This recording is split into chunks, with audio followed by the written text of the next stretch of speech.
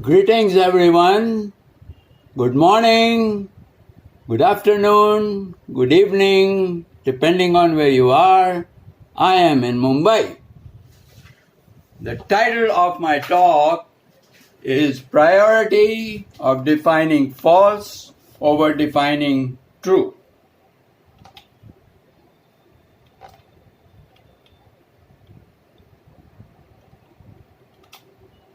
The sense of day and night, of false and true, was dead within me, yet two visions burst.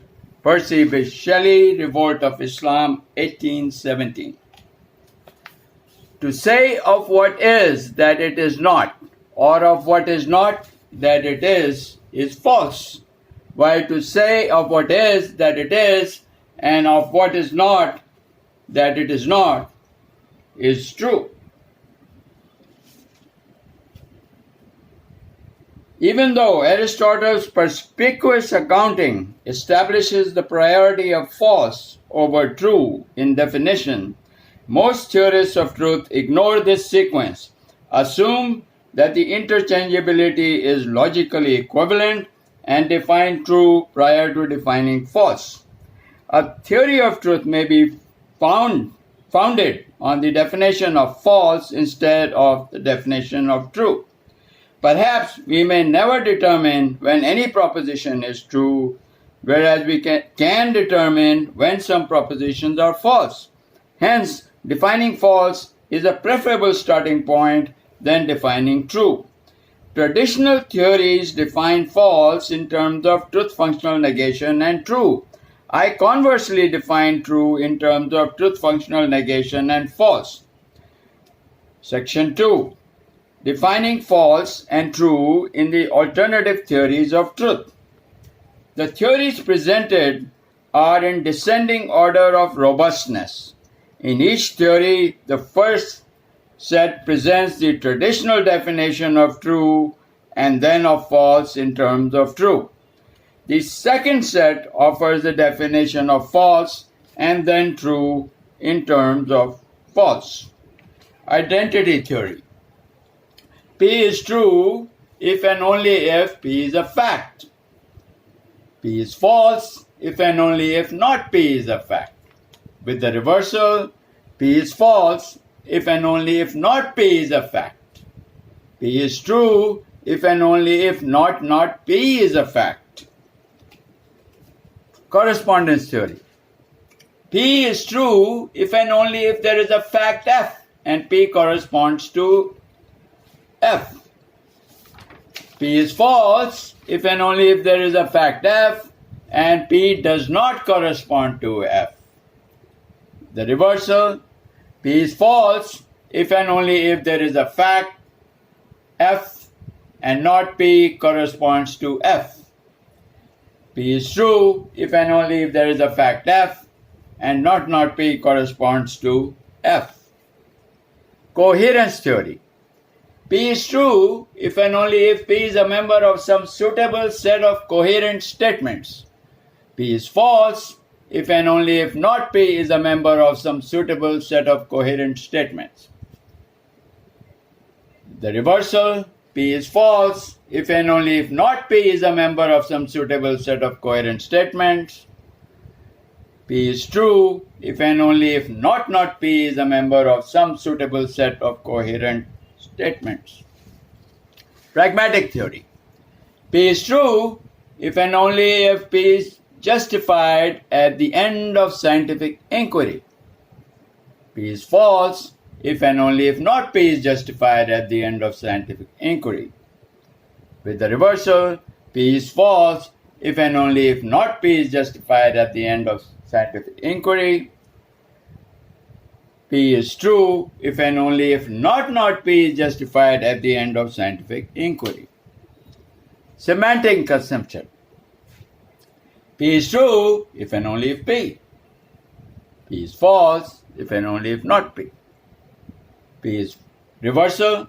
P is false if and only if not P.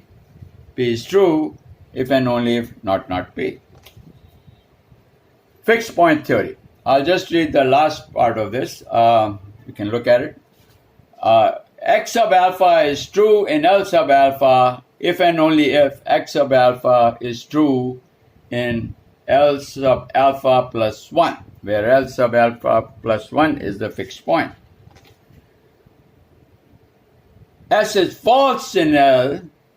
Okay, this will be defined, I go to the end, as not X sub alpha is true in L sub alpha if and only if not X sub alpha is true in L sub alpha plus 1. With the reversal, we go to the bottom. X sub alpha is false in L sub alpha if and only if X sub alpha is false in L sub alpha plus 1. X sub alpha is not false in L sub alpha if and only if X sub alpha is not false in L sub alpha plus 1. So this is the way X is true in L is defined. Revision theory. P is true if and only if P equals S1 and A1, or P equals S2 and A2, or P equals S3 and A3. P is false if and only if P equals S1 and not A1, or P is equal to S2 and not A2, or P is equal to S3 and not A3. With the reversal, P is false if and only if P is equal to S1 and not A1, or P is equal to S2 and not A2, or P is equal to S3 and not A3. P is true if and only if P equals S1 and not A1, or P is equal to S2 and not A2, or P is equal to S3 and not A3. Redundancy theory. P is true if and only if P is false if and only if not P is reversal, P is false if and only if not P is true if and only if not P. Okay, we've come a full circle. One may think the identity theory is same as redundancy theory, but if you notice in the identity theory we use italics P but no quotation mark around P. Here we use P without italics and again no quotation. Okay, we can discuss it. Semantic, I come back to the semantic conception. So let me go to section 3. My section 3 is liar's antinomy reformulated with not false replacing not true. I revised Tarski's semantic conception with a literal rendering of Aristotle's to say of what is that it is not, or of what is not that it is false, while to say of what is that it is and of what is not that it is not is true. Now, please notice how there is a remarkable one-to-one correspondence between Tarski's T biconditional and Aristotle's quotation. I'll just let you stare at it. I have made the marks. I should have drawn a diagram, but I think it is very clear. So if Aristotle didn't live 2 millennia ago and there was copyright laws then, we would say, Aristotle, we would say that Tarski has cut and paste. Okay, so the short of it is I reformulate these as SF double star, which is not P is false if and only if P, and P is false if and only if not P. And ST double star, P is true if and only if P, and not P is true if and only if not P. So not P and P are conjointly defined as false first, then P and not P are conjointly defined as true. This is necessary since Aristotle is not defining either false or truth functionally in terms of the other. In Aristotle, besides the primacy of defining false over true, within the definition of false, not P is defined prior to P.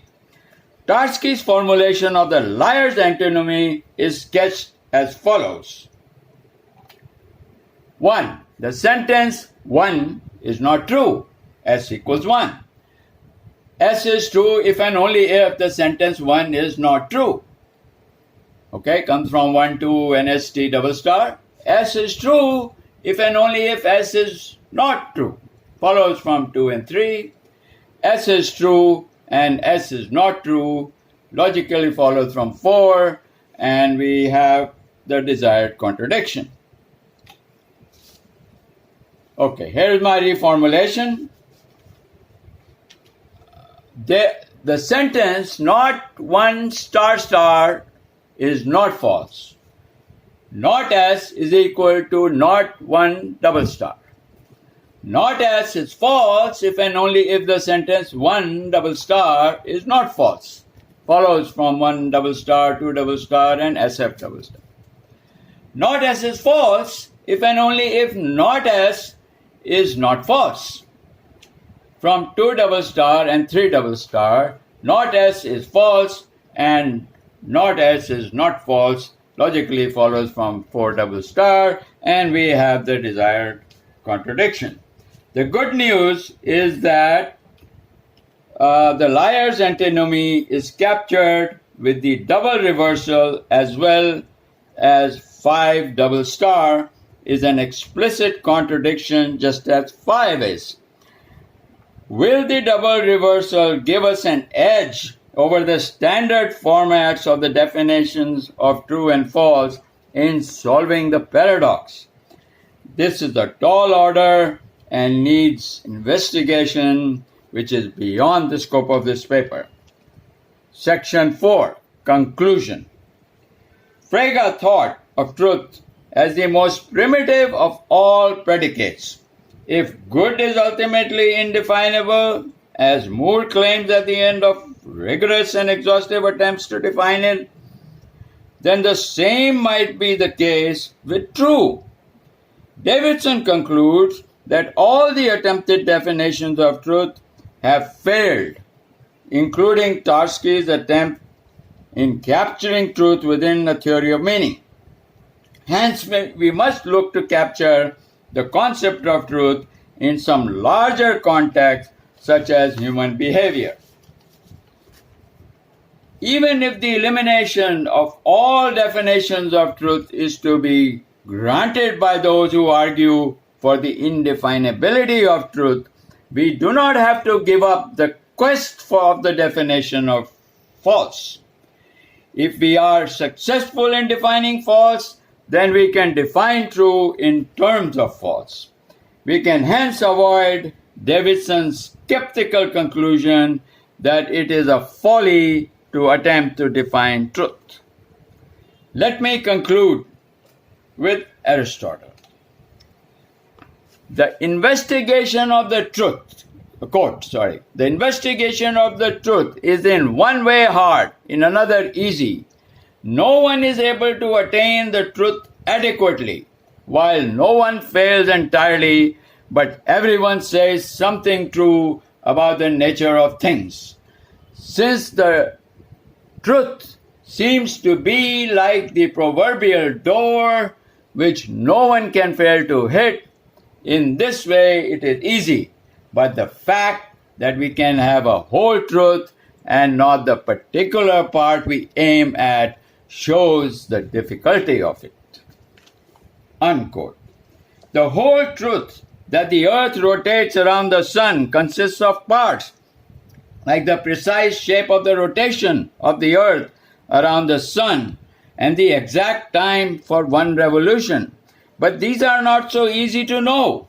However, falsehoods as parts can easily be known. We can establish without much difficulty that one revolution of the earth around the sun is not 365 days. By establishing more and more precise false propositions, we move towards truth, though we may never get there. Aristotle's paradox about the easy and difficult notion of truth can be resolved by saying falsehoods are the proverbial windows always open before our eyes, through which we can take a peek at the whole truth. Truth may be a primitive, indefinable concept, yet false is very much definable, and so is true either correlative to the definition of false or truth functionally in terms of the definition of false. Hence, we must sustain Aristotle's primacy of defining false over true and thereby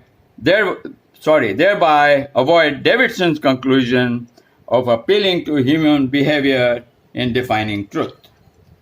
I see a little bit of truth in every theory of truth and aim to search for a unified theory of truth.